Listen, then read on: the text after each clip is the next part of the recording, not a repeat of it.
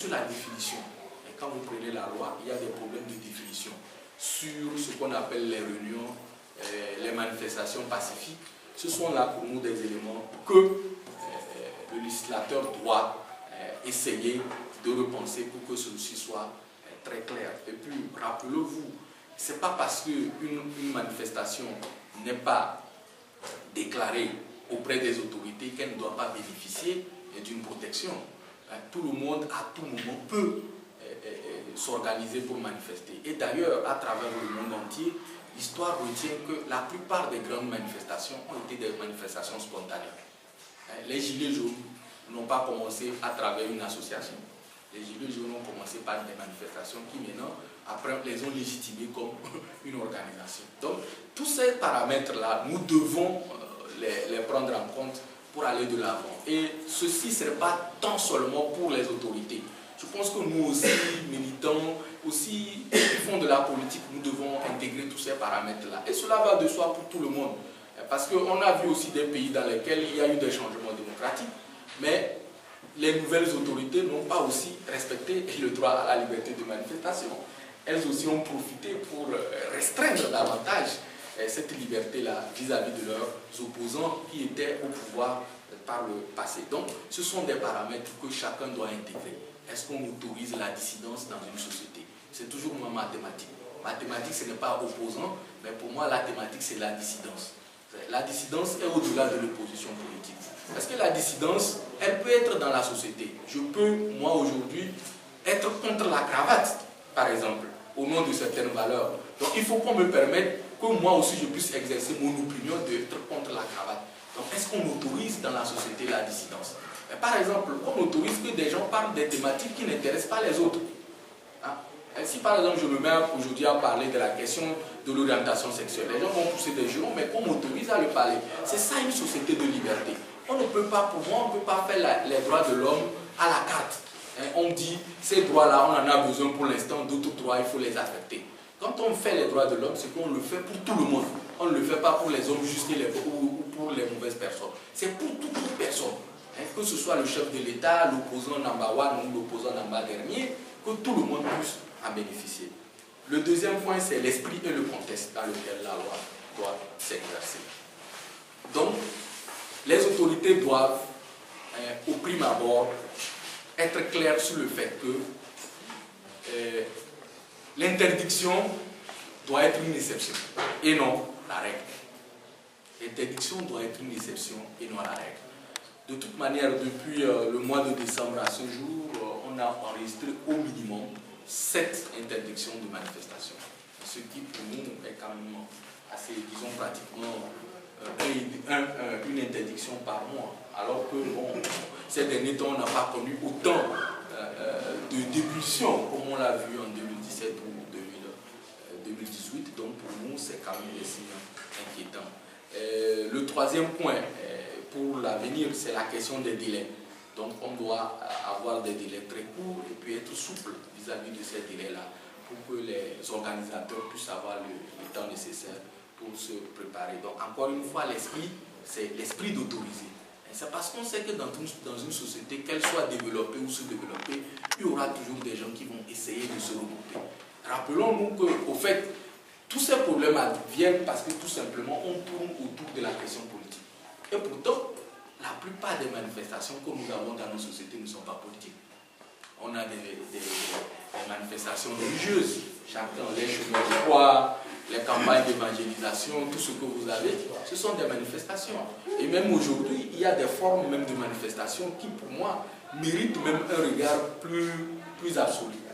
Le fait de bloquer des routes pour des raisons de funérailles. Par exemple, on bloque des voies sans déviation et tout, mais ça, ce n'est pas un problème pour nous dans nos sociétés. On pense que c'est normal, on respecte les morts plus que les vivants. C'est bien, c'est la société, la tradition africaine, je ne peux que m'incliner. Mais si on autorise autant à bloquer autant de voies, les vendredis soirs et les samedis, parce qu'on a des deuils et des enterrements, et qu'on ne peut pas autoriser des gens qui manifestent pour une cause qui peut être nationale, je pense qu'il faut qu'on se fixe quand même des priorités. Vous allez voir toute une cargaison de forces de l'ordre mobilisées parce qu'on a fait des abattements pour des enterrements. a besoin des forces de sécurité ailleurs pour sécuriser des cortèges ou pour sécuriser plutôt les citoyens qui sont en train de faire leur commerce. Maintenant, on ne trouve pas. Donc, pour moi, il y a la question de priorité. Ce n'est pas une critique vis-à-vis de qui que ce soit, mais c'est à chacun de voir où est-ce qu'on a envie, puisque aujourd'hui, on a une devise, c'est le PND. Est-ce qu'on peut faire le PND quand il y a de la discrimination? Le PND ne peut pas arriver si, forcément, il y a une partie des citoyens qui ne se ressentent pas dans le processus du développement engagé tout simplement parce que on les interdit de manifester. Pourquoi, au fait, je pense qu'on peut remercier la loi Boudjouna au prime abord, c'est parce que, au fait, les autorités d'alors ont compris que l'interdiction crée toujours une situation délétère. Et la situation délétère aboutit toujours aux affrontements.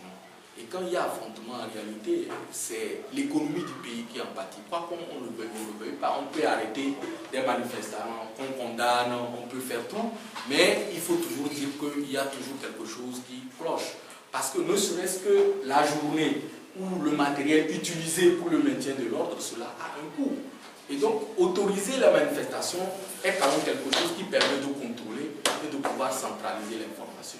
Quand on interdit, forcément, on aboutit à des situations malencontreuses.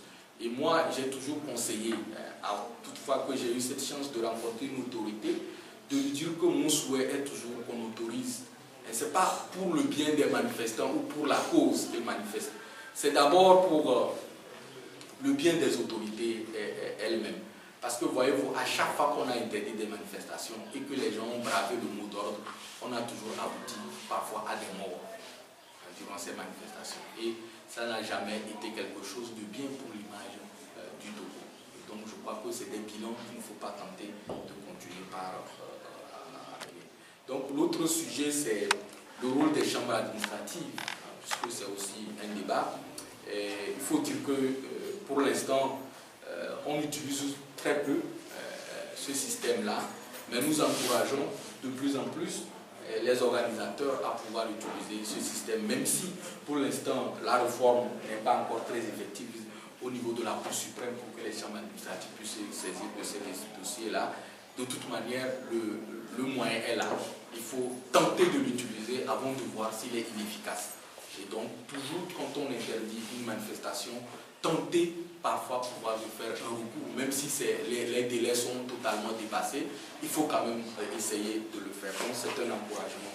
Et donc l'autre élément pour demain sur les manifestations, c'est les autres formes de manifestation.